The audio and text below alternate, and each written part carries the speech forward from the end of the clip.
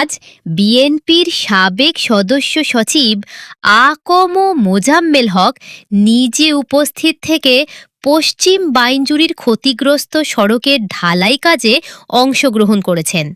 এ সময় পশ্চিম বাইনজুরী রিভাইভ ফাউন্ডেশনের সদস্যবৃন্দ, বিএনপির বিভিন্ন পর্যায়ের নেতাকর্মী, মহিউদ্দিন ফাউন্ডেশনের সদস্যরা, সমাজসেবক এবং এলাকার সাধারণ মানুষ স্বতঃস্ফূর্তভাবে কাজে সহযোগিতা করেন।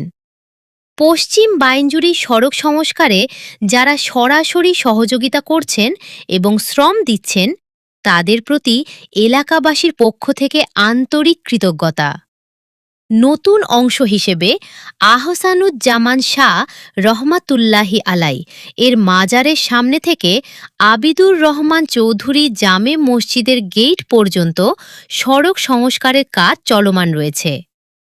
বৃষ্টির কারণে ক্ষতিগ্রস্ত এই সড়কটি দীর্ঘদিন ধরে স্থানীয়দের চলাচলে দুর্ভোগের কারণ হয়ে দাঁড়িয়েছিল। বিষয়টি বিবেচনায় নিয়ে স্থায়ী সমাধানের লক্ষ্যে সড়কটি ঢালাই করার উদ্যোগ নেওয়া হয়।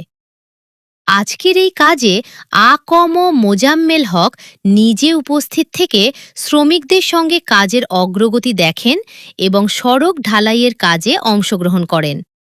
স্থানীয়দের স্বতঃস্ফূর্ত অংশগ্রহণে পুরো এলাকায় উৎসবমুখর পরিবেশের সৃষ্টি হয়।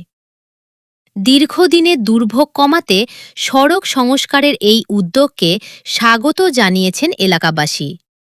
তারা আশা করছেন কাজটি সুন্দর ও টেকসইভাবে সম্পন্ন হলে পশ্চিম বাইনজুরীর মানুষের চলাচল আরও সহজ ও নিরাপদ হবে। এলাকাবাসীর প্রত্যাশা, উন্নয়নের এই ধারা ভবিষ্যতেও অব্যাহত থাকবে।